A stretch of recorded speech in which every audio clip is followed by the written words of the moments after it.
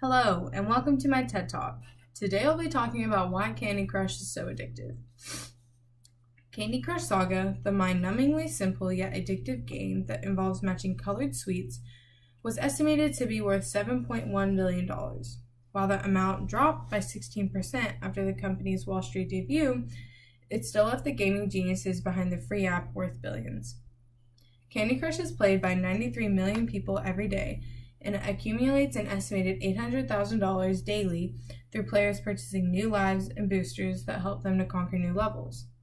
All told, 500 million people have downloaded the free app, and King Digital Entertainment, the company behind the phenomenon, reportedly netted $568 million last year alone. So what is it about the game that makes it so addictive? First off, it's simple. The premise of Candy Crush is basic enough for a preschooler. Just match 3 candies of the same color. Initially, the game allows us to win and pass levels with ease, giving a strong sense of satisfaction.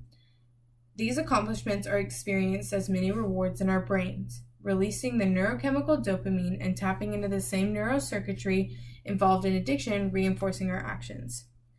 Despite its reputation as a pleasure chemical, dopamine also plays a crucial role in learning, cementing our behaviors, and training us to continue performing them. If the game remained this easy, however, we quickly tire of the jelly beans and the gumdrops, becoming bored after a couple of binge sessions. The Candy Crush keeps us coming back in several different ways. As we play, the game gets harder. The wins and those bursts of dopamine become more intermittent. Also, despite what you may think and what the developers of the game claim, Candy Crush is essentially a game of luck. Your success dependent on the array of colors you have randomly been given rather than your swiping skills. This means that the reward schedule becomes unexpected. We lose more often than we win, and we never know when the next triumph will come. Rather than discouraging us from playing, this actually makes the game even more enticing than if we won easily. This strategy is known as variable ratio schedule of reinforcement, and this is the same tactic used in slot machines. You can never predict when you're going to win, but you win just enough to keep you coming back for more.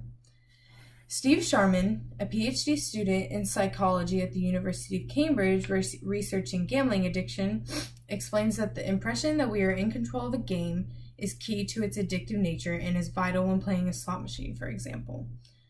The illusion of control is a crucial element in the maintenance of gambling addiction, as it instills a feeling of skill or control, he says. There are a number of in-game features, such as boosters in Candy Crush, that allow players to believe they are affecting the outcome of the game, and in some cases they are, but in most cases it's very rare.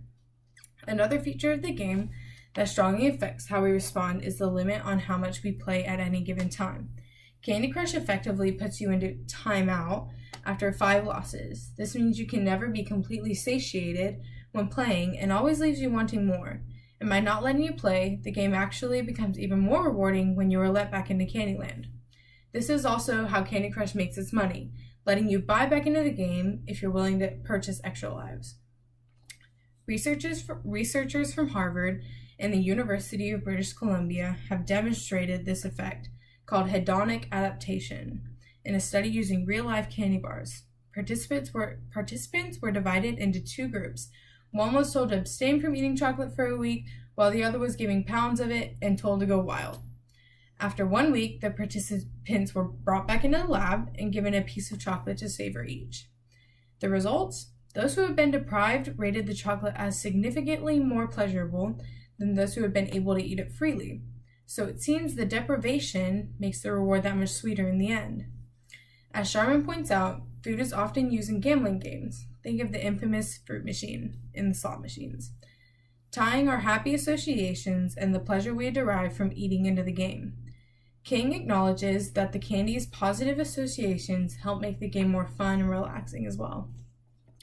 In conclusion, Candy Crush uses a combination of neurochemical reactions in our brain and our innate addictive tendencies to entice us further into the game. Through this, Candy Crush and the minds behind the game essentially compel us to pour money, energy, and time into a game that we will essentially never beat. Thanks for coming to my TED Talk.